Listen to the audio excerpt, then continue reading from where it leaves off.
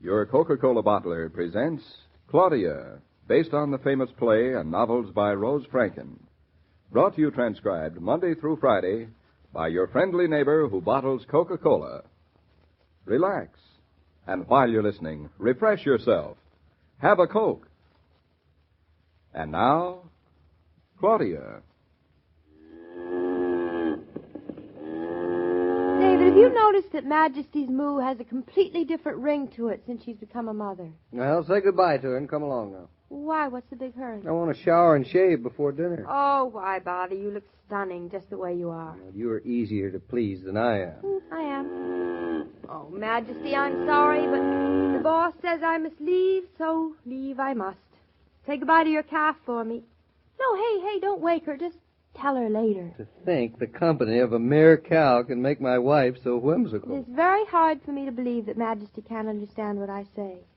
Just look at those soulful eyes. Mm-hmm. Yep. It's not until a woman becomes a mother that she fulfills her real personality. Well, just because you're a mother, too, do you think you have fulfilled your real personality? Seriously, though. Yeah. I don't think I completely realized about being a mother until Majesty had her calf. You don't? Do you know, David, an instinct is more important than anything? All the doctors and all the psychiatrists and teachers in all the world, instincts are more important. Well, you're not wrong. So long, Majesty. See you tomorrow.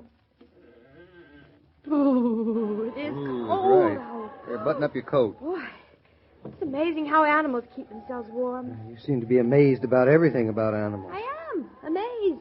They're a revelation.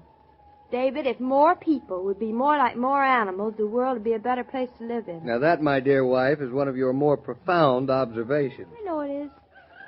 Something about being in the barn with Majesty and watching her feed her calf makes me feel very philosophical. I don't even mind about Majesty not giving us any more milk. No. Now, that's very fair and square of you. No, I mean it. No joke. Come on. When I watch her giving milk to her calf, that makes up for everything. Oh, David, it's so wonderful to be alive and well. See everything around you going on just the way it's planned to. You approve of things. Prove of them? Oh, I'm delirious of them.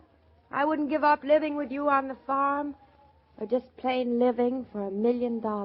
You put a high price on things. I don't see how anybody ever wants to die.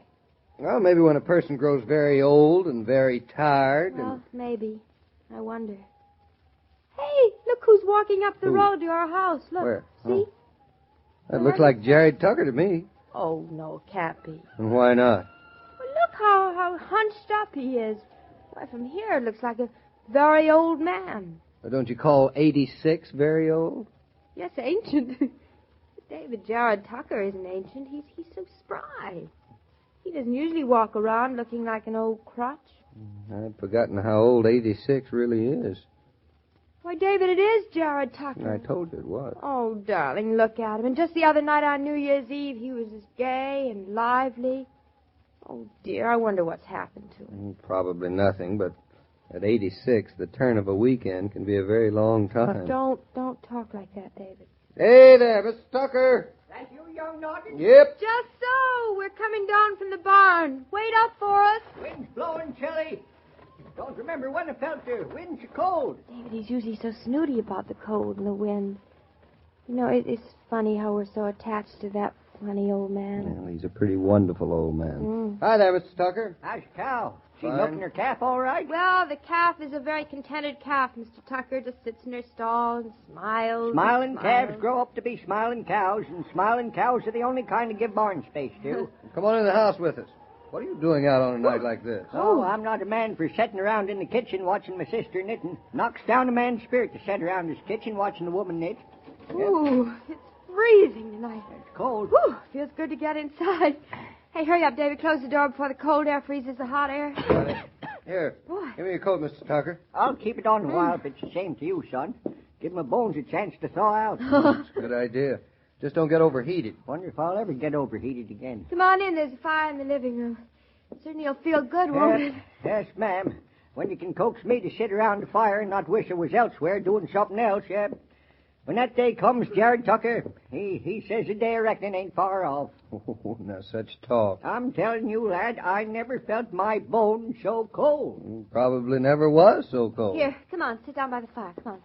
It's as if the wind was whispering in my ear that my harvest season is long since gone by, and soon I'll be a yeller husk laying in the cold earth. You turn a pretty phrase, cold bones or no. Guess a man my age shouldn't complain, but I ain't feeling right. Oh? Well, tried to tell me 'twasn't nothing but a twinge of rheumatism, but I ain't one to suffer from rheumatism. No, I ain't. Well, there's always a first time. Not with Jared Tucker, there ain't. I live to be 86 years old without suffering a twinge of rheumatism, and I ain't aiming to start suffering a twinge of rheumatism now. Mr. Tucker, still, if it is rheumatism, it's rheumatism. That's not serious, you know. Well, and maybe it's more than rheumatism. Maybe it is. Well, I didn't come over here to discuss me aches and pains with my neighbors. Well, that's what neighbors are for, Mr. Tucker. Not Jared Tucker's neighbors, no. I don't complain to nobody. Still, I do feel kind of green to the lips. I couldn't practically eat no lunch. Oh. Maybe we just overdid a little too much New Year's Eve. Saturday morning, I was no great shakes myself. Yeah, I've been in a decline ever since. For lunch, all I could get my teeth to dig into was a couple of mutton chops, some creamed corn, some stewed tomatoes, and a baked potato. Had no appetite for the rhubarb Delilah cooked up, no. Well, now that I can understand. But I was always very fond of rhubarb. Yep, very fond of rhubarb. I says to myself once, that's the day when I ain't no longer fond of rhubarb. Guess we all got to grow old and grow lonesome, grow cold. Oh, Mr. Tucker, I wish you'd stop talking like that. That's terrible. Well, no, I feel kind of wore out. Partial bones, partial skin, a handful of false teeth, and doggone if it don't get me mad, because my sister Delilah, she's walking around today just without one twinge. Well, she's as good as the day she turned 70. No, your sister Delilah is a good deal younger than you are, Mr. Tucker. 8 years, son, and a woman 8 years younger than a man is a good 15 years older in her bones. Dang it, I always made up my mind I would bury Delilah. I lived with her these past 80 years, so it would sure be my right to bury her, wouldn't it? Yes, and I don't aim to be gypped, neither. I'm very fond of Delilah, but, well, man's a man, and it's his honor to bury his own sister. Oh, you're just feeling badly today. You'll feel better tomorrow. Here, come on, have a pipe. No, thanks. My lungs couldn't take the smoke. Every day you feel bad, son, is a day you're feeling bad, and you never feel better from feeling bad. I'd miss Delilah, but I sure would rather miss Delilah than have Delilah miss me. Sad for a woman to miss a man, even if he's only your brother. I don't know why you're having such morbid ideas tonight, Mr. Tucker. Because, Mrs. Naughton, may as well face it, like an old horse faces a glue pot.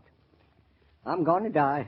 Oh? Yep, Jared Tucker's going to die. I know it today. There ain't no denying. Of course you're going to die. What's that? I say, of course you're going to die. I've known that for a long time. What are you talking about, son? We're all going to die, and you're going to die right along with the rest and the best of us. Now, that's fine talk from a young sprout like you. Ain't you got no ambition? You may as well face it, Mr. Tucker. You're going to die, and so am I. Nobody lives forever. Oh, I don't like this kind of talk. Well, you may as well face it, too, darling. I'm just as mortal as anybody else. Oh, no. I ain't aiming to die. Never planned to. Never really figured I would, and I don't intend to start counting on it now. Ivory towers. Well, we've each got one. Son, I'll let you in on a secret. I'm the man that wants to live forever. It's funny, I was just wondering about that to David a little while ago. But I mean it. There ain't many folks who live to see 86. No. But I ain't got no intention of laying down in a satin coffin. Well, whether you got any intention of it or not, it's an inevitable fact. We're all born to die. Well, speak for yourself, son. Speak for yourself. Maybe you'd feel better, Mr. Tucker, if you went home and went to bed and Yeah, that's a had good some idea. hot broth. Good Are you idea. advising me what to do, young woman? Well, I'm only trying to make you feel better so you won't be talking such talk. Who says anything about feeling bad? Oh, just a minute ago you Rubbish said you were... and balderdash. I ain't had a sick day in my life, and I'm beginning now. 86 is a bad age to begin anything. Well, now you're starting to talk sense. Still, I think you ought to have some hot broth, and we can have Fritz drive you home in the pickup. Come on. What do you take me for, a corpse? Now you listen to me, young woman. There's blood running in these veins and plenty of live muscle growing on my bones. If I want to get someplace, I'll get there by myself. I'll walk, by God. But, Mr. Tucker, it's such a cold night. It's no trouble to drive you. I don't like mollycoddling. I'm feeling as strong as a young buck I am now, and don't let me tell you otherwise. Now, goodbye. Claudia's right. I think we ought to drive you home, Mr. Tucker. Oh, Yeah. You singing the same song? Trying to bury me before I'm dead, hey? No, Get out but- of my way. I'm heading home for that rhubarb I'll let pass by. Well, you're your own boss, Mr. Tucker. I'll say I am. If I hung around you young'uns very long, I sure would get depressed. Trying to tell me I ain't going to live to bury my sister. God rest her soul. But we were... And don't see me to the door. I can get there by myself. All this pampering and mollycoddling and talking about death. Jared Tucker will show you a thing or two. Just because cold wind blows don't mean there's going to be a frost. See ya. Well, you're right, David. He is a pretty wonderful old man. Yep, he is at that. But I still think we ought to drive him home. David, why don't you go? Let him go, darling. Let him live with his own dignity. He's got it back now. Yeah, I think in a way, even without meaning it, we did a pretty good trick. What do you mean, darling? Our pampering him reminded him to stop pampering and worrying himself. Oh, Physically, he's not feeling any better, but here, look at him through the window. Mentally, he's pushing himself along, so he thinks he feels better. And he's proud of being able to do it. well, I can't help feeling sorry for him. Well, you mustn't. Look at him go. Look at him. Look at his head held straight and his jaws clenched, and he's bucking the wind as if he didn't even feel it now. I wonder what kind of guts I'll have when I come to that time of life when every minute's an hour, every day's a year. The same kind of guts as Jared Tucker, and don't fool yourself. Mm. Instinct doesn't reside only in animals, not by a long shot. Oh, David, kiss me. And what have you done to deserve a kiss? Nothing. But in case someday I do, someday when we're old and gray together. It's not too late for one more New Year's resolution, so here's a suggestion. Resolve to take things easier when you entertain. Just remember to buy Coke by the case and keep plenty in the refrigerator.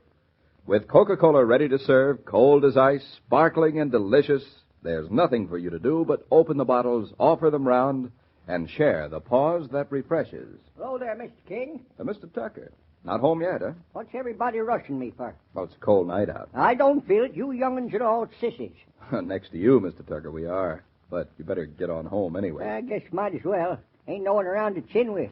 Guess I'll go home and sit down with my World Almanac. Now, you need a good, strong light to read that book by. Oh, I got it. I got it right in the back of my chair. Well, you have one in back of your chair. Well, that's more than David has. Tomorrow night, when he reads a book. What, no light? Well, here again, gone again. Say, Miss Tucker, ever hear of bulb snatching? I can't say that I have. Then be around tomorrow. You'll hear a lot about it. So long, Mr. Tucker. See you, son. Every day, Monday through Friday, Claudia comes to you transcribed with the best wishes of your friendly neighbor who bottles Coca-Cola. So listen again tomorrow at the same time. And now this is Joe King saying au revoir. And remember, whoever you are, whatever you do, wherever you may be, when you think of refreshment, think of Coca-Cola. For Coca-Cola makes any pause the pause that refreshes. And ice-cold Coca-Cola is everywhere. These broadcasts are adapted for radio by Manya Starr, and the entire production is supervised and directed by William Brown Meloney. And now, here's a word from your friendly neighbor who bottles Coca-Cola.